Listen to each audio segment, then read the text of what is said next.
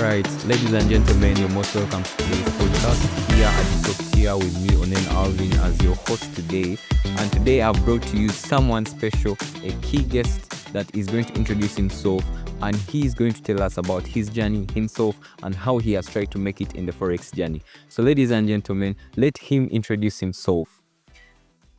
Thank you so much, Mr. Alvin. Yes. My name is Rooney Rubangakene. Though in the Forex world, I go by Oblaq FX. I'm a passionate trader, mentor, and strong believer in financial freedom through smart strategies and big moves. Can't wait to dive into the Forex world with you all. Yeah. So thank you so much for that introduction. It's been nice knowing you because we've interacted for quite a long time, and I've got to know you on a personal level. So today it's so nice to actually have you here and talk about trading, talk about the trading lifestyle, all these things. But obviously, as we start off this podcast, I would want you to tell our viewers about yourself. How did you start trading? Stuff like that. Where did you get to know trading from a friend? Stuff like that. Well, when it comes to the point of me getting to know how I started trading, it's quite a long story because, I was once Forex bet. I was once doing Forex. I was once doing betting. Yeah, so I was too good at betting that my friends used to attach the name betting onto my name. So now a friend in school, because I was still in high school, so a friend approaches me and is like, "Bro, I hear you're very good at betting, but I have something I need to share with you." I'm like, "What is that?" And it's like, something which is related to making money, which is kind of related to betting. In my mind, I'm like, okay, let me hear what he's going to talk about, then maybe it will make a change or a difference. So he introduces me to Forex trading. He tells me the basics, usually, because we're approaching now UNEB time, and he could, like after discussion, because our discussions used to end at 10:30 p.m. So after that, we would go and he teaches me on the blackboard. He tells me about the Forex basics. But of course, as a beginner, you've never felt anything on the charts.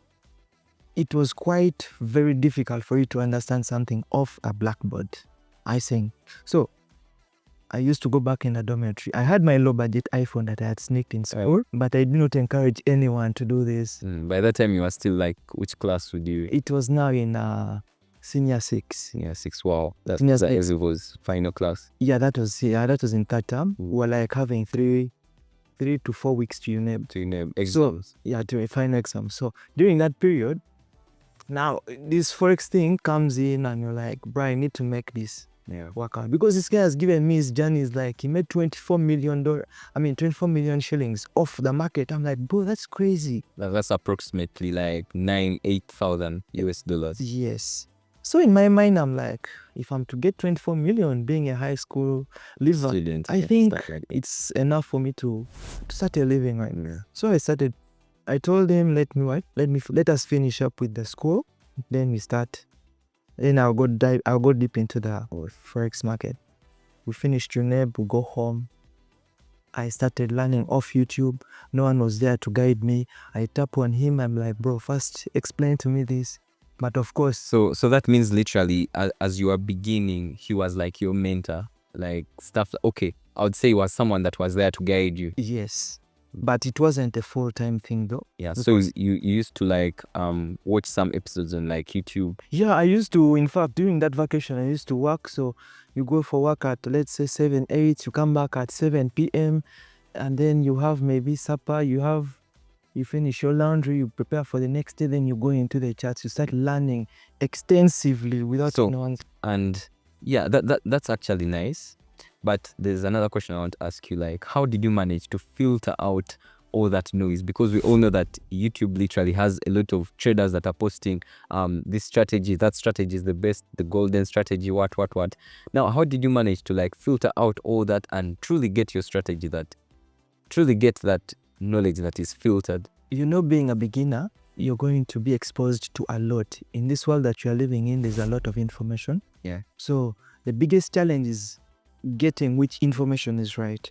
And this is why we need to, this is where the need for a mentor comes in, because I learned all these strategies apart from ICT. ICT is the only strategy that I did not learn because I had reached that climax and I'm like, no, I feel I've learned everything, but things are not working out for me. So why would I go and learn something new which is a little more complex? I say. Yeah, it's true. So I learned all these strategies. It reached a point and I felt like giving up on this because how do you know everything? But then so the point that we are going in is called something we call a strategy hope. yes. You are jumping from one strategy to another. Like, what would you advise a beginner trader watching you right now about that? Apparently, every strategy works. Could it be SMC? Could it be demand and supply? Could it be ICT, support and resistance, trend lines? All those strategies work, honestly. But now you need to put some things into consideration. Risk management, because you can have a good strategy, but if your if your psychology does not align with your risk management rules, trust me, that is the end of you in Forex. It's going to screw you. You're going to definitely feel like this is a total mess. I see him. Wow, that's nice. So I know that in the world of trading, there's a lot of chaos. There's a lot of this and that. This is best. This is good. This is what. How do you literally find out, like, okay, this is what works for me? How I found out what works for me is I just decided once and for all that I'm not going to change the strategy that I was using at that point. And definitely that's a strategy that I'm still using up to now, and it has been profitable because I refined it for a long period of time now. I think every time I teach someone, they tell me it's really working out very well. Wow. So how would you describe your trading style? Like, my trading style, I usually try to keep it basic because it's not that you need something very complicated. You don't need a degree to make it in Forex. You do not need a PhD. You just the thing that people really do not understand is that Forex, the easier you keep it, the better. Because the moment you start complicating things, it's going to mess up your psychology. And you know, it's a very important part in the journey, right? So, what was that question? The trading style, like, how would you describe it?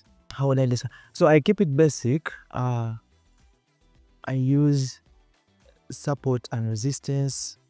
Let me say I just use, what is it called? I depend basically on price action. Wow, so I know trading sometimes gets a little bit cocky. So how do you manage to keep your mindset, your psychology on point? Now, at times you're going to have the losing streak. At times you're going to have a loss that is going to intimidate you. You feel like So usually when I am in a losing streak, I try my best to keep out of the market. Because facing the market when you're mentally ill is not really nice. It's not really nice. So even if so the best remedy, I think, for everything, when you're having a losing streak, when you're having something, or maybe you're feeling a challenge in the Forex market, I think it's best to keep out of the market for some time, not long enough to make you forget. Because wow, that's nice. So how long did it take you to gain profitability, or to reach that point where you know, okay, now like my concepts have started working and I'm feeling it? Well, my first year in trading, basically it was a learning year. I had no mentor, I had no one to teach me, so I had to jump from one strategy to another strategy area. So I'm trying to figure out what is going to work for me. In fact, during the journey, I once the only person that maybe I ever paid money to teach me Forex. I won't mention the name for privacy matters, but I was actually disappointed. Reason being, I went there, I paid my money, and what I expected is not what I got. I don't know whether I was just having so much expectations about the market, being a beginner, and this is a challenge for most people. You go, you want someone to teach you something that is really complicated, and yet the easiest things are those which make you profitable in the market, I think. Yes, so wow, that's nice. So do you advise beginners to take on private mentorship, or also go and try YouTube? What would you advise a beginner? If you want to take long learning, you can choose your own path. But if you get a mentor, you're going to shorten the learning curve. Yeah, sure. I see. So a mentor is going to guide you. A mentor has gone through all those things. Yeah. A mentor knows that this strategy is this one is this one works, this one does not work. Yeah. I see. So if you get a mentor is going to guide you. But now if you're learning everything off YouTube has it all. Yeah. You want to learn something, go to YouTube. You want to learn, I don't know, the hardest thing on this planet Earth, go to YouTube. It's a free university. But now, what most people don't understand is that they're looking at this money that is attached to the mentorship, and they say it's quite high or unrealistic. Why should someone teach you to learn how to trade? Exactly. Yeah. I see. But then when you pay, they don't understand that you're going to shorten the learning curve. Because let's say I come and I'm like, I'm going to teach you support and resistance. Yeah. But then you go to YouTube. YouTube teaches you support and resistance. You find the SMC, whatsoever. But now I'm sticking to one thing. I'm telling you this thing works, and this is how I have refined it, and I believe this is how it is going to make you profitable. But YouTube is not going to tell you that. YouTube is going to give you everything. It's just like a dumping pit for every information. I think that. So it's better you get a mentor who has gone through what you are going through and is going to teach you what is needed to make you profitable. Yeah, so wow, that's very nice advice to beginner traders. So to all beginner traders watching us, I would like to tell you that we have private mentorship going on. I personally, at the top tier, we have private mentorship going on, and we would like you to subscribe only if you feel that you need that touch. You understand that touch of a mentor that is going to help you and take you further with growth, consistency, and showing up every day. And not to forget, ladies and gentlemen, today's podcast has been sponsored by FX Pesa, and it's a trading broker that is authentic, has been tested, and is working very well. Check it out. It has minimum spreads, it has sufficient leverage for you to use, and it also has a lot of trading tools. Check them out for profitable trading. So thank you so much, ladies and gentlemen. I would like to now ask Mr. Oblaq here, our guest today, the second last question, right? Yes. So there's one aspect in trading that always disturbs people, and that is risk management. How would you describe your risk management, and how would you advise a trader, be it beginner, intermediate, or advanced, to take their risk management? Usually when I am mentoring people, my major emphasis is on risk management, because even if you have a good strategy and your risk management is not good, it's going to screw you. Now, the best way to do with this is, one, you need to consider your win rate. You cannot keep changing your win rate from A to B, 1 to 2, 1 to 3, 1 to 4. Tomorrow you have 1 to 27. Yeah. The other day you have 1 to 100. It doesn't really make sense. I see. So you need to align this in your trading plan, that I'm going to have this win rate. And this win rate it can maybe change, because some strategies do what? Yeah, do not give the same win rate. Exactly. But then you need to have a range. You'll be like, I'm going to have either 1 to 2 or 1 to 3, or 1 to 4 and 1 to 5. Yeah. I see. So if your risk to reward ratio is now set, then you go into how much you're going to risk. Because when it comes to the issue of the win rate changes, you like it or not. This week you're going to have 30%. Exactly. Tomorrow next week you're going to have 70%, and a bad week can even have as low as 0%. You end up screwing the whole week. You end up making losses. But if you put your risk management first, then you're going to be fine the game. Wow. So there's been great insights shared by Mr. Oblaq here. So the last question that I'm going to ask you is literally a sensitive question. It's not sensitive in a way that it's going to intimidate you, but it's sensitive in a way that it's going to inspire, motivate, and kind of give hope to beginner traders, right? Yeah. So what is that group of advices that you would give to beginner traders according to experience of trading? A group of advices. Yeah. It's not like one piece, but like a basket of advice. I don't think we need a lot of motivation to be good in this game, because at the end of the day, it's you has to motivate yourself. Yeah, sure. Because you look at your journey, you look at what you want, and definitely that is what's going to keep you going in the game. Whether you make the losses or whether you make the wins, because there are some people who are going to make the wins, then they chill out. They'll be like, I feel I'm now comfortable. I feel they have made it out. They feel they've now made it. So they end up giving up, yet they're on the winning streak. Yeah. But now there's people who are going to be in the losing streak and they give up. I say those are two different scenarios. Yeah. So basically, what keeps you going is in you. If you know what you want, you will definitely go. The moment you get the why you're doing something, the reason you're doing something, then the process is going to be sweet for you. Yeah. I say. All right, so I would want you to take this very serious. I just want you to look in the camera and give that last piece of advice, specifically that last one that has made you elevate from. Success is not selfish. Success leaves clues. So if you follow a successor, then you're bound to follow.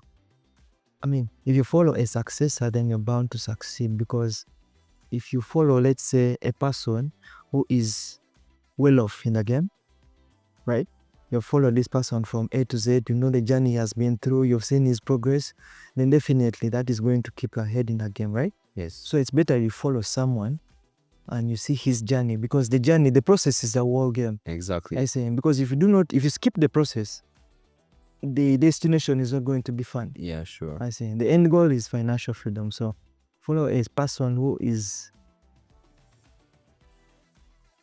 good, so that what should I say? All right, so ladies and gentlemen, we've come to the climax of this podcast, and I hope you've learned a lot. A lot of insights have been shared from Mr. Oblaq, our guest today, and we would like to thank him for coming through for this podcast and sharing a lot of insights. So the last advice I would like to tell you is trading is just a lonely journey, but if you get a group of people, it is even not lonely, but it is enjoyable. It is full of roses. No, it is full of hustles, but at least you hustle together and you feel the pain together as a family. So ladies and gentlemen, I just want to tell you guys to keep on showing up every day. Consistency. It's the key to success. So failure for you showing up for yourself is going to lead to a lot of inconsistencies. So just show up for yourself. Thank you so much for tuning in today's podcast, and I would like to wish you guys a profitable trading time. Thank you.